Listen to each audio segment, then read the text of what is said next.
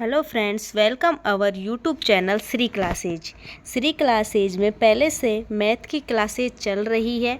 आज से हमने राजस्थान की जीके स्टार्ट की है, जो सभी परीक्षाओं के लिए महत्वपूर्ण है, जैसे वीडियो, ग्राम सेवक, पटवारी, अपनी एग्ज़ाम आने वाली है वाहन चालक, चतुर्थ श्रेणी।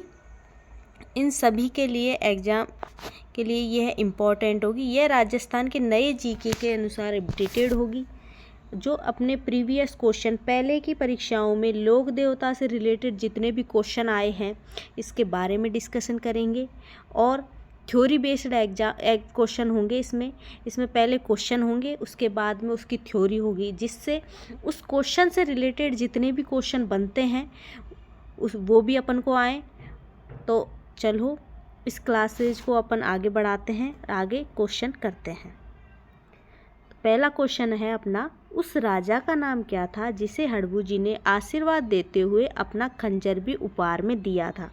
तो उस राजा का नाम राव जोधा जी था। राव जोधा जी को हड़बू जी ने आशीर्वाद देते हुए अपना खंजर दान में दिया था। तो ये क्वेश्चन अपने स्कूल लेक्चरर 2024 में आया हुआ है। फर्स्ट ग्रेड एग्ज़ाम थी, उसमें ये क्वेश्चन आया हुआ था। तो आई होप ये क्वेश्चन आपको आया होगा। चलो आगे बढ़ते हैं। दूसरा क्वेश्चन है, गोगा जी का जन्म ददरेवा क्या कहलाता है? गोगा जी का जो जन्म स्थान है ददरेवा कहाँ स्थित है? चूरू में। ददरेवा चूरू में स्थित है, जहाँ पर गोगा जी का जन्म स्थान है। तो ददरेवा चूरू को क्या कहते हैं? तो इसको ददरेवा को शीर्षमेड़ी कहते हैं। आई होप आपको ये क्वेश्चन समझ में आया होगा। चलो आगे गोगा जी के बारे में संपूर्ण जानकारी प्राप्त करते हैं। गोगा जी ये लोक देवता है। इनका जन्म ददरेवा चूरू में होता है। इनकी माता का नाम बाछल व पिता का नाम जेवर तथा पत्नी का नाम कमला दे है। ये नागवंश चौहान होते। इनकी समाधि नोहर गोगामेड़ी हनुमानगढ़ में हुई थी। इनका प्रतीक चिन्ह है अश्वारोही भाला लिए हुए योद्धा। घोड़े पर सवार होकर भाला लिए हुए एक योद्धा की तरह इनका जो प्रतीक चिन्ह ये होता है। इनका युद्ध मोहम्मद गजनवी के साथ 1025 ईस्वी में हुआ था। इनको जहारवीर के नाम से भी जाना जाता है। इनको सांपों का देवता कहा जाता है। कई बार क्वेश्चन में एग्जाम में आया हुआ है ये क्वेश्चन कि सांपों का देवता किसे कहा जाता है? तो गोगा जी को सांपों का देवता कहा जाता है। इनका मेला भाद्रपद कृष्ण पक्ष नवमी को मनाया जाता है। गोगा नवमी भी कहते हैं। तो ये क्वेश्चन भी बहुत बार एग्जाम में आया हुआ है कि गोगा जी का मेला कब भरता है? भाद्रपद कृष्ण पक्ष नवमी को। इनका पूजा स्थल है खेजड़ी के वृक्ष के नीचे। खेजड़ी के वृक्ष के नीचे एक चबूतरा सा बनाया जाता है, जहाँ पे गोगा जी की पूजा की जाती है। तो आई होप गोगा जी से जितने भी क्वेश्चन बनेंगे इस स्लाइड से पूरे हो जाएंगे। तो आई होप आपको समझ में आ गया होगा। चलो बढ़ते हैं आगे क्वेश्चन की ओर। तीसरा क्वेश्चन है अपना, तेजा जी का जन्म स्थली कहाँ है? तो तेजा जी की जो जन्म स्थली है खड़नाल नागौर में है। तो ये भी अपना CET 2024 में आया हुआ क्वेश्चन है। तो चलो तेजा जी के बारे में जितने भी एक्स्ट्रा फैक्ट्स हैं, जितने भी क्वेश्चन बनते हैं, कैसे क्वेश्चन बनेंगे, वो सब मैं आपको आगे बताती हूँ। तेजा जी का जन्म स्थल कहाँ? खड़नाल नागौर में। तो तेजा जी के बारे में पढ़ लेते हैं। तेजा जी का जो जन्म है वो खड़नाल नागौर में हुआ था। इनकी माता का नाम तेरह जी और इनकी माता का नाम राजकंवर और पत्नी है जो इनकी पैमल देवी। तेजा जी लाखा गुजरी की गायों को छुड़वाते हुए मेर जाति के लोगों से इनका युद्ध हुआ था। वहीं पे ये वीर गति को प्राप्त हुए थे। तो इनको नागों का देवता भी कहा जाता है। तो ऐसा कहा जाता है कि जब ये लाखा गुजरी की गाय छुड़वाने गए थे तब इनको एक सांप मिला था। तो सांप इनको डसना चाह रहा था। तो इन्होंने बोला कि अभी मेरे को डसो मत, मेरे किसी का प्रस्ताव आया है तो उसके गायों को छुड़वा के आना है, उसके बाद तुम मुझे डस लेना। तो ये लाखा गुजरी की जब गायों को छुड़वा के आ रहे थे तो उस सांप ने बोला था आपने वादा किया था मुझसे कि अब डस लेना। तब उन्होंने अपनी बोले कहाँ डसूँ, तुम्हारे पूरे शरीर पर घाव हो रहे हैं, खून निकल रहे हैं। तो इन्होंने अपनी जीभ पर सांप को डंक मारने के लिए बोला और सांप ने तभी उनकी जीभ पर डंक मारा था, इसलिए इनको नागों का देवता मतलब सांपों का देवता तो गोगा जी को बोलते हैं और नागों का देवता तेजा जी को बोला जाता है। इनकी मृत्यु गोरछाड़ सैदरिया मतलब गांवों की रक्षा करते हुए की थी। तो इनका जो है सैदरिया ब्यावर जो अजमेर में स्थित है वहाँ है। इनका जो प्रतीक चिन्ह है वो तलवारधारी अश्वरोही के रूप में की जाती है। इनकी घोड़ी का नाम है वो लीलन घोड़ी है। इनका चबूतरे को थान बोला जाता है। ये क्वेश्चन भी आता है कई बार, इनके चबूतरे को क्या बोलते हैं। तेजा जी का जो मेला है परबतसर नागौर भाद्र शुक्ल दशमी को मनाया जाता है। ये क्वेश्चन कई बार आया है कि तेजा जी का मेला कब भरता है। परबतसर नागौर भाद्र शुक्ल दशमी को भरता है। इन्हें कृषि कार्यों का उपकारक देवता माना जाता है। जब भी खेत वगैरह बोए जाते हैं तो तेजा जी को याद किया जाता है। इससे मान्यता है, किसान ऐसा मानते हैं कि इससे खेती में अच्छी फसल होगी, अच्छी उपज होगी, इसलिए इनको कृषि कार्यों के उपकारक देवता भी कहते हैं।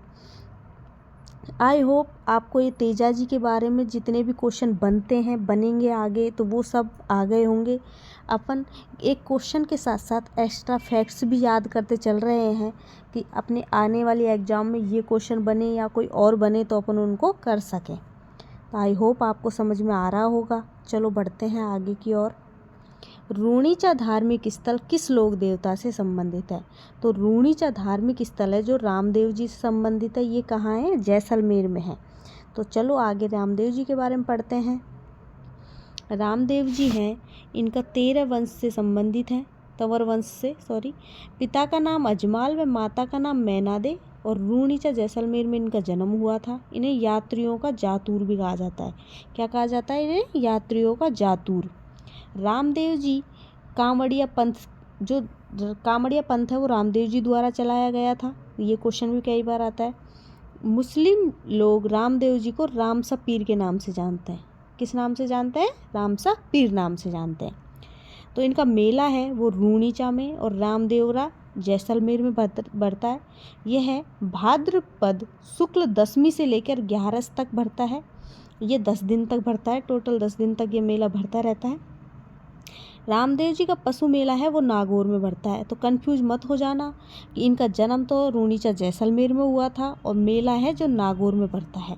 रूणीचा का मेला हिंदू और मुस्लिम एकता का प्रतीक है।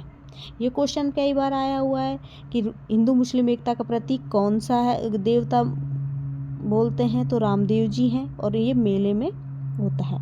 मेला है जो कांवड़िया जाति, जो ये मेला है रूणीचा मेला, इसमें कांवड़ जाति की महिलाएं 13 ताली नृत्य करती हैं। ये इतना इम्पोर्टेंट क्वेश्चन है। अब बहुत ज़्यादा आप नृत्य में भी पढ़ोगे कि कौन सी जाति की महिलाएं 13 ताली नृत्य करती हैं। तो कांवड़िया जाति की महिलाएं। तो ये क्वेश्चन कई बार और किससे रिलेटेड है? तो ये रामदेव जी से रिलेटेड बहुत बार क्वेश्चन आया हुआ है। आप PYQ क्वेश्चन आगे करोगे लोक देवता से रिलेटेड तो आपको बहुत बार देखने को मिलेगा। तो ये याद कर लीजिए, 13 ताली नृत्य कांवड़िया जाति के लोग रामदेव जाति से रिलेटेड है। रामदेव जी के मंदिर में कपड़े के घोड़े चढ़ाए जाते हैं। इनके गुरु का नाम बालीनाथ जी है। और रामदेव जी के जो भक्त हैं मेघालय में उनको रखिया कहा जाता है। क्या कहा जाता है? रखिया। तो ये क्वेश्चन भी कई बार आया हुआ है। तो रखिया किसे कहा जाता है? मेघालय के जो भक्त होते हैं रामदेव जी के, उन्हें रखिया कहा जाता है। मंदिर पर पहन जाने वाली जो झंडा होता है अपने यहाँ पे, जैसे श्याम बाबा का झंडा होता है, इनको नेजा बोला जाता है। रामदेव जी का जो झंडा होता है, ध्वज होता है, उन्हें नेजा बोलते हैं। नेजा में 5 रंग होते हैं। नेजा में कितने रंग होते हैं? 5 रंग होते हैं। और इनके मंदिर को देवरा बोलते हैं। रामदेव जी का रामदेवरा ऐसे बोलते हैं। तो इनके मंदिर को रामदेव जी का देवरा बोलते हैं। रामदेव जी एक कवि भी थे। इनकी जो कृति है इसको 24 वाणियाँ बोलते हैं। इनकी कृति का नाम क्या है? 24 वाणियाँ। और कौन से लोक देवता हैं जिन्होंने जीवित समाधि ली थी? तो रामदेव जी ऐसे लोक देवता हैं जिन्होंने जीवित समाधि ली थी। जो छोटा रामदेवरा है वो गुजरात में स्थित है। छोटा रामदेवरा गुजरात में स्थित है। रात्रि को जो जागरण किया जाता है उसे जंभा बोलते हैं। तो ये क्वेश्चन भी अपने लिए इम्पोर्टेंट हो जाता है। के जागरण को जंभा बोलते हैं। प्रतीक चिन्ह इनका है चबूतरे पर ताक। और ताक पर पगले। पगले का मतलब होता है पैरों के निशान, पैरों के चिन्ह, तो इन्हें इनके प्रतीक चिन्ह है। चबूतरा होता है उस पे ताक, ताक मतलब अलमारी, अलमारी में पगले, पैरों को पगले बोले जाते हैं। आई होप रामदेव जी से रिलेटेड जितने भी फैक्ट्स हैं आपको याद हो गए होंगे, और बार बार आप इस क्लास को रिपीट कीजिए। जीके कभी भी याद नहीं की जाती है, जीके बार बार रिपीट की जाती है, जिससे अपने आप आपको माइंड में आती रहती है और क्वेश्चन आपके सही होते रहते हैं। आई होप आपको ये क्वेश्चन समझ में आ गए होंगे। चलो बढ़ते हैं आगे। किस लोक देवता का मेला भाद्र पक्ष कृष्ण नवमी को आयोजित किया जाता है? पीटीआई और लाइब्रेरियन एग्जाम 2024 में आया हुआ है। तो अपन ने गोगा जी के बारे में देखो पहले पढ़ा था, इसका क्वेश्चन का आंसर है गोगा जी। तो चलो मैं आपको बता देती हूँ एक बार गोगा जी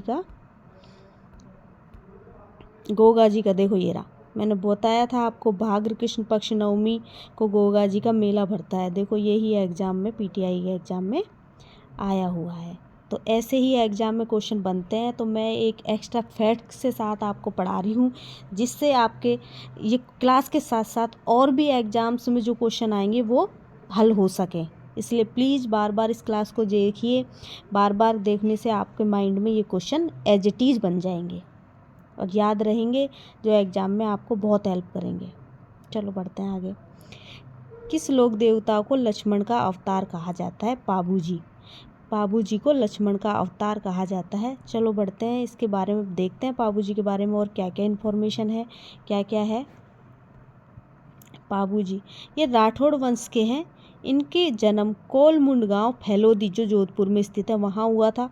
इनकी माता का नाम कमला दे, पिता का नाम धांधल जी राठौड़ और फूलन दे, इनकी पत्नी का नाम है फूलन दे। इनकी घोड़ी का नाम है केसर कालमी, ये भी इम्पोर्टेंट है। इनको गोक्षार्थ प्राणों का उत्सर्जन किया था इन्होंने। इनको ऊँटों का देवता कहा जाता है। अब आप याद करो, गोगा जी को क्या बोलते हैं? सांपों का देवता, और तेजा जी को बोलते हैं नागों का देवता, और पाबू जी को ऊँटों का देवता। तो आई होप ये तीनों आपको यही याद हो गए होंगे। पाबू जी को लक्ष्मण का अवतार माना जाता है। क्वेश्चन अपना पूछ ही रहा है, लक्ष्मण का अवतार किसे माना जाता है? इनका प्रतीक चिन्ह है भाला लिए अश्वरोही और बाई हुई झुकी हुई पाग। ऊँट पालक जाति कौन सी है? रेवारी या राइका। पाबू जी के पखवाड़े माठ वाद्य यंत्र के साथ गाए जाते हैं, और इनकी फड़ है रावण हत्या के साथ। एक ये वाद्य यंत्र होता है, इसके साथ इनकी फड़ गाई जाती है।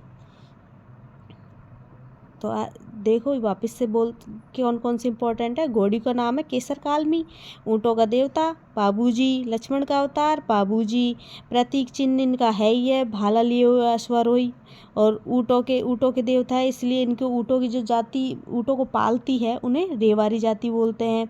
इनकी फड़, ये भी क्वेश्चन कई बार आया हुआ है, इनकी फड़ किस वाद्य यंत्र के साथ गाई जाती है? रावण हत्या के साथ। और पखवाड़ा इनका माठ वाद्य यंत्र। अब देखो ऊँट के लोक देवता अपन ने अभी अभी पढ़ा, पाबू जी। ऊँट का देवता देखो ये रहा, ऊँटों का देवता कौन है? पाबू जी।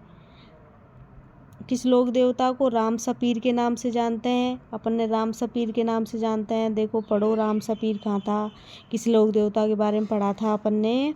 तो ये रहा, मुस्लिम लोग रामदेव जी को राम सपीर के नाम से जानते हैं। तो किस लोक देवता को जानते हैं? रामदेव जी के। तो इस क्वेश्चन का आंसर हो जाता है अपना रामदेव जी। राम सपीर के नाम से किस लोक देवता को जानते हैं? तो आई होप ये क्लास आपको समझ में आई होगी। मैं आशा करती हूँ कि आपके जैसे रामदेव जी, गोगा जी, तेजा जी और पाबू जी, इनके बारे में जितने भी डाउट्स थे वो क्लियर हो गए होंगे, और आगे की क्लास में जो और अपने लोक देवता हैं उनके बारे में पढ़ेंगे, उनके बारे में कैसे क्वेश्चन बनते हैं इसकी जानकारी देंगे। तो आपके जो भी लोक देवता से रिलेटेड जितने भी क्वेश्चन आएंगे वो सब सही होंगे। आई होप आपको बहुत अच्छे से समझ में आया होगा, और ये मेरी पहली क्लास है। अगर किसी भी प्रकार की कोई भी दिक्कत लगती है आप प्लीज़ मुझे कमेंट में बताइए कि ये मैं जिससे मैं आगे अगली क्लास में उसको सॉल्व कर पाऊँ और अच्छे से आपको पढ़ा पाऊँ। Thank you so much. Please like share and subscribe. अगर आपको ये चैनल पसंद, क्लास अच्छी लगी तो please like share and subscribe. Thank you so much.